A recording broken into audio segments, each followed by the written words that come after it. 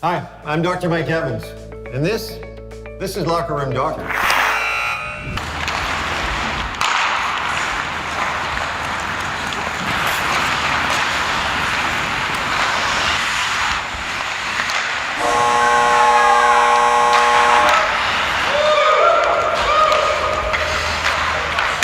I started feeling depression in high school. I've dealt with it most of my life.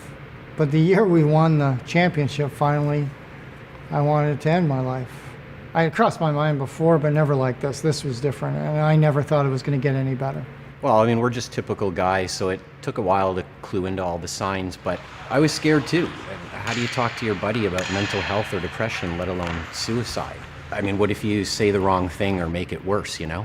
So it's really hard to recognize changes in people and find out how they're really doing. The best thing you can do is talk about it. And if you're worried that they might be having suicidal thoughts, just ask them about it. You're not going to give them the idea. It's not like when I ask a patient, are you thinking of hurting yourself? They say, oh, hurt myself, doctor, suicide. What a good idea. How would you do that? It doesn't work like that. Just listen, no judgment, be supportive. That's all you got to do.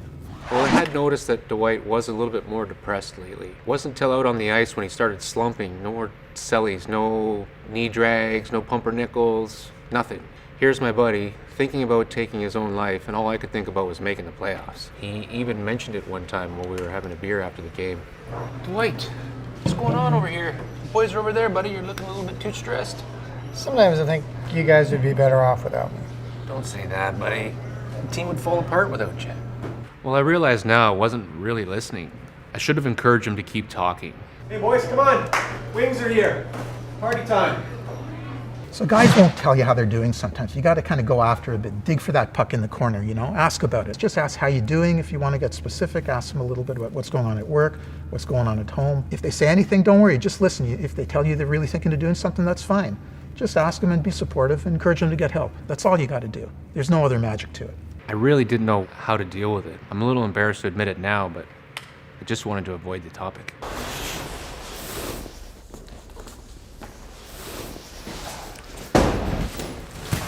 Hey, Dwight. How's it going, man? Are you okay, buddy? Oh, no. Actually, I've been down for a long time. Thinking about killing myself lately. Dwight, man, come on, don't talk like that. You know everything's gonna be all right. Come on, cheer up. You boys managed to catch the hockey game last night, though, right? Great game. Awesome Great game. game. And you saw that goal in the third period? That was sweet. Beauty. So these knuckleheads did not handle that situation properly. And when someone confides in you in suicide, all you got to do is listen, no judgment, and be supportive. And if you really want to be helpful, encourage them to do something about it. Tell them to go get some help. They can call a suicide hotline. They can seek out a medical professional like me. Family doctor is a great place to start. And if it's really urgent, they can go to any emergency room. Hey, Dwight. I just want to apologize for before when, you were talking about suicide and stuff, and you put a good scare into us. And we don't know how to help you, but we know that you need help.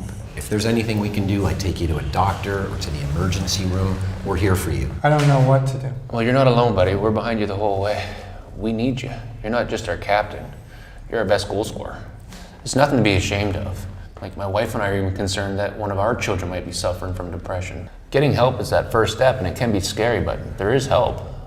Fred's right, man. I mean, look, you're the only one that can legitimately put the puck in the net on this team. If you start doing something crazy like hurting yourself, I'm going to be forced to play on a line with this guy. And he hasn't passed the puck since 2009. So we learned that talking to somebody about suicide isn't going to make them act on it. Dwight finally decided to go see his family doctor and talk to him about how he had been feeling. We made a point of checking in with him every time we'd see him at the rink. I started getting counseling, and they prescribed medication that seemed to help. What really helped was being able to talk to my buddies about what was going on. It's taken a while, and I still have to work at it, but it's manageable. I have hope.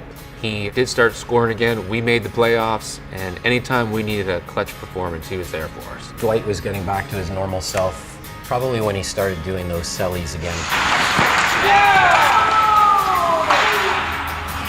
Which I have to say I think are pretty friggin' stupid, but it was good to see you back to your normal self. Yeah, well, you do have to score goals before you learn how to do a celly, right? Yeah, maybe one That's day this I'll guy, figure he it can out. pass sometimes, right? When he passes.